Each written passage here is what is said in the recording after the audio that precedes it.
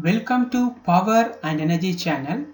In this video, let me discuss padding in convolutional neural network. What is padding? Say for example, the input image size is 5 cross 5 dimension is to be padded with 1, that is P is 1. Then the same input image after padding with the dimension of 7 cross 7, that is 2 rows of 0 and 2 columns of 0 is added with your input image. Let me go for another example. If P is 2, then 4 rows of 0 and 4 columns of 0 is added with your input image, that is with the dimension of 9 cross 9. Why do we need padding?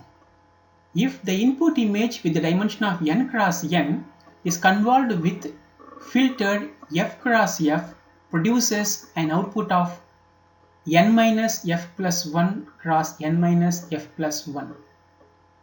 That is, if you have an input image size of 5 cross 5 is convolved with 3 cross 3 produces 3 cross 3 output image. This is for one convolution layer. In case of deep convolutional neural network, you have too many convolution layer. That means output of this convolution layer is again convolved with the filter to produce output for the second layer, which is this 3 cross 3 output image is input to next layer, again convolved with the filter 3 cross 3 produces an output image of 1 cross 1. This infers that whenever convolutional operation is performed, the output image size decreases. I do not want all the time my output sizes decreases. To avoid shrinking of output image, we need to use padding.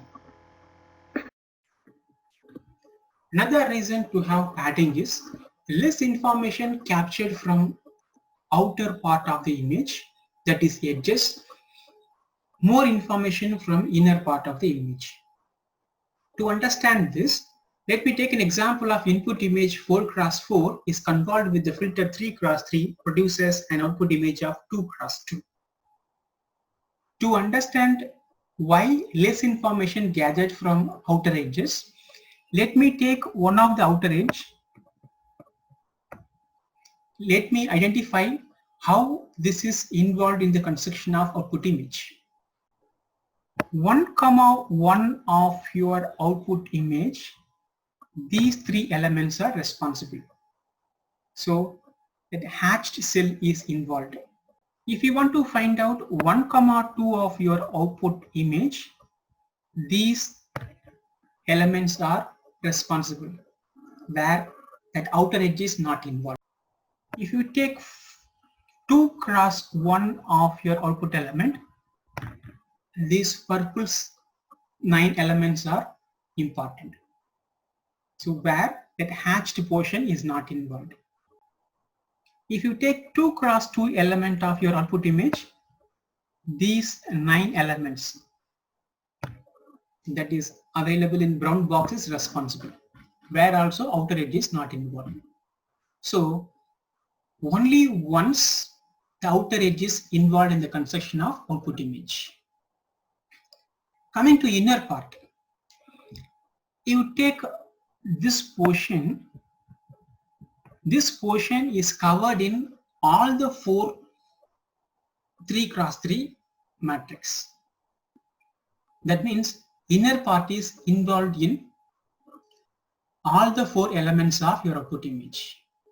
That is why I said outer edges are thrown away, inner parts are giving more information in the construction of output image. In most of the cases, I do want to gather more information from outer edges of the image. We explain how to gather more information from the edges by padding. I will take the same example of input image with 4 cross 4. After padding, the same input image with the dimension of 6 cross 6. I will take this outer edge, the same outer edge shown here after padding. Let me discuss how this padding will involve more outer edges than the one without padding. If you go for 1, 1 of your output image, these 9 elements are responsible. Similarly, 1, 2 of your output image, these 9 elements are responsible. 2, 1 of your output image, the elements available in green box is responsible. 2, 2 of your output image, the elements which are available in red color box is responsible. In all the 4 boxes, the outer edge is involved. So more information can be gathered from outer edges of the image when we go for padding. How the convolution layer operates with padding. If we have input image of 5 cross 5 dimension, padding P is 1, then the input image after padding with the dimension of 7 cross 7.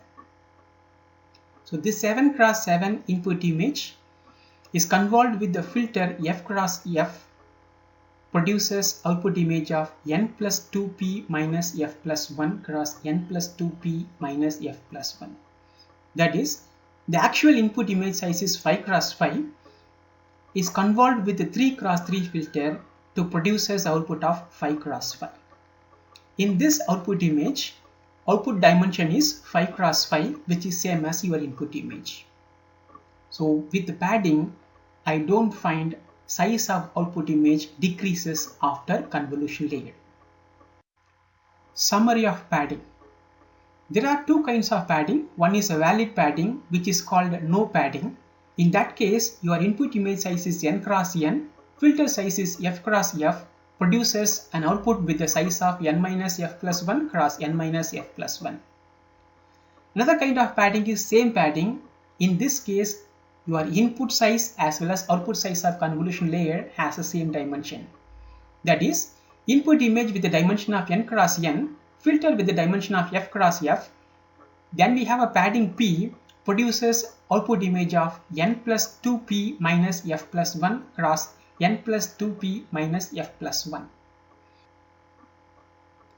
In order to find out p value for the same dimension of input and output of convolution layer, you just equate input image size is equal to output image size and find out p, which is f minus 1 by 2. I hope you enjoyed this video with the learning of padding in convolution layer. If you like this video, subscribe my channel.